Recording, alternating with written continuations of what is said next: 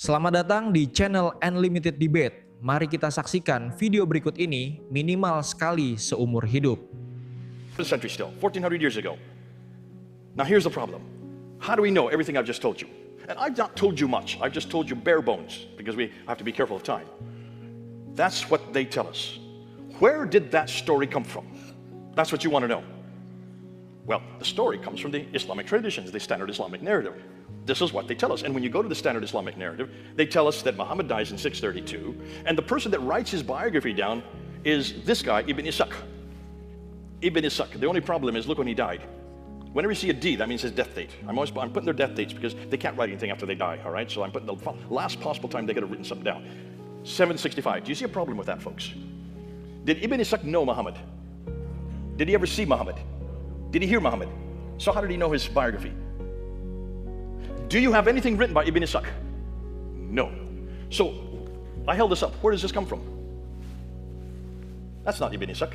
His name is Ibn Hisham. This guy is the guy that wrote it down. This is the one that took what Ibn Ishaq said, didn't like a lot of it, so he threw it out and only retained what he liked. And so that's what we have today. So these two books, these two volumes, come from a man named Ibn Hisham. Look when he died, 833. That's even later. That's 70 years later. And then another man named Al-Waqidi who wrote down the battles of Muhammad. So they are the ones that actually give us the story of Muhammad's life, not Ibn Ishaq. So bye-bye, Ibn Ishaq. We don't need you. Goodbye. Now that's the first genre. The second genre are known as the hadith, the sayings of Muhammad. And they're written down by these guys here. Al-Bukhari is the most important. He is the most prolific. He is the one that was given 600,000 of these stories, and he whittled them down all the way down to 7,439. So he throws out 98% and only retains 2%. And he does that before he dies in 870. Then we have Sahih Muslim, who dies in 875, Tirmidhi, 884. Look at the dates. They die. 887, 899 for Dawood, Nisa, 915. 1, 2, 3, 4, 5, 6 of them. Did any of them know Muhammad? Did they ever hear him say anything? Yet they write down what he said. They all lived 240 and later, years after Muhammad. That's not the only genre. We have two more genres, the tafsir and the tahriq. That's the commentaries that help you to understand the Quran. You can't make sense of this. 25% of this, even the Muslim scholars don't understand. And of those of you who have read the Quran, how much of it can you understand? It goes all over the place, doesn't it? Ulta pulta, as we say in India. It jumps all over the place. Stories don't begin, stories don't end. There's no transitional phrase to help you from story to story. Thank God our Bible's not like that, but the Quran is. So you need commentaries to explain it. And that's why the commentaries have to be written. But look who's the first man to write it down. His name is Al-Tabari, 923. That's over 300 years. That's almost 300 years after Muhammad. So everything we know about who this man was, what he did and what he said, comes from 200 to 300 years later. How many of you are happy with that? You're not happy with it? You're happy with it? You're a good man. I like you. I know why you're happy with it, because that makes our job a lot easier, doesn't it? See, he's being smart. But let me ask you, sir, you're going to be Abdul right now, all right? Abdul. You're happy, you're a Muslim, you love that. What about Jesus Christ? Don't we also have a hadith of Jesus, the sayings of Jesus? Don't we also have a sirah of Jesus, the biography of Jesus? Yes, we do, don't we? For those of you who are Christian, not you, Abdul, you're a Muslim, okay? Stay a Muslim right now. So, as a Muslim, you don't have anything for 200 to 300 years, but we have the sirah of Jesus, Matthew, Mark, Luke, and John, right? Who wrote down what Jesus did. The hadith of Jesus, what he said, that's written in red letters in some of your Bibles. Anytime Jesus spoke, that's the hadith of Jesus. So we have the same genre, right? The tafsir of what Jesus said and did would be the commentaries of Paul's letters.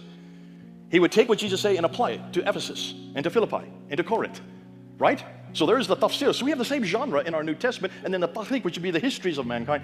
That is in the book of Acts, the history of the early church. So we have the same four genres that you see up on the screen there.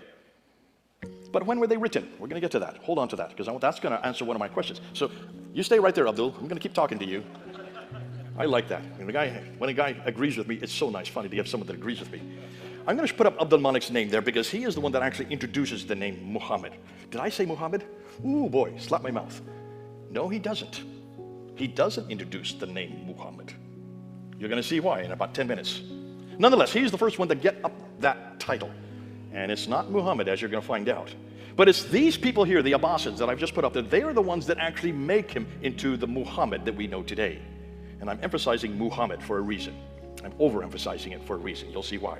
So, conclusion, Muhammad was revealed 84 years after the Abbasids created him, 141 years after he was first introduced, yet 201 years after he supposedly lived. Raymond, however, considers this 200-year gap as perfectly acceptable and thus not a problem. How many of you agree with Raymond? You should. Raise your hand. You just did. Come on, Abdul, get your hand up there. He's suddenly getting a chicken foot because he knows that he's going to be put on the hot seat. Don't get chicken foot on me, please. Stay there. I want you to be a good Muslim tonight, all right? And here's the other problem. Look at the distance and direction. Now, everything that Muslims, including Abdul sitting here, says happens in those two cities that you see right there that are circled in green. Do you see them up there? Mecca and Medina. That's where everything happens. That's where all this takes place. That's where Muhammad lived. That's where he was born, there in Mecca. He was there for 52 years, then moved to Medina, and he spent the whole time receiving this book here in those two cities. Do you see where they are? Just so you see them on the map. But here's the problem. Everything we know that's written about him, about his life, does not come from those cities. They come from that city, Baghdad, which is 1,200 miles away. Ibn Hisham, the man who actually wrote that, this guy here who wrote on his biography, he was born in Basra, grew up in Cairo, and wrote in Baghdad. Basra is a good 1,200 miles away. Cairo is a good 990 miles away, and of course Baghdad is 1,200 miles. The guy who wrote down his sayings came from Bukhara, which is in Uzbekistan, which is 2,600 miles away. The guy who wrote down all the tafsir and the tahqiq comes from Tabaristan, which is northern Iran today. That is 1,700 miles. None of these traditional writers lived or worked in Mecca or Medina. They were way too far to the north of Mecca and came from the west and east of Baghdad. Doesn't Raymond realize that these are Abbasid writers, all writing after 750 and way too far away? Has he forgotten about this? Or should we remind him? Abdul, you're his spokesman now. You tell me. Please knock on his door and tell him, all right? And ask him, how is he going to answer this question? Let's continue on. But which Muhammad is Raymond talking about? Which is the Muhammad that you support, Ahmed? Or no, I'm sorry, you're Abdul. I'm going to keep changing your name. Abdul.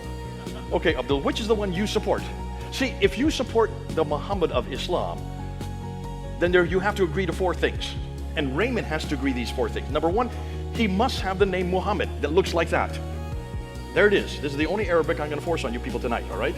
You don't have to learn Arabic tonight, but learn that name there. You know Arabic? You're Egyptian. Okay, is that Muhammad up there?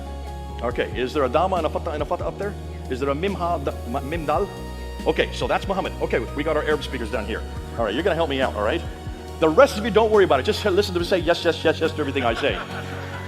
So that's what Muhammad looks like, right? And whenever you read it, that's what it looks like. Hugely important. You'll see why. Now, he must have lived in the city of Mecca. In order to be the Muhammad of Islam, he had to have come from Mecca. If he didn't come from Mecca, he's no longer the Muhammad of Islam. Because he spent 52 years there, folks. He received half this book there. All right? That's where the holy places are. That's where the Kaaba is. That's where everybody focuses 5 times a day praying towards. So it has to be Mecca. Number 3, he must have received this Quran, all 114 surahs, from that place and from that time, and everything had to have happened in the 7th century.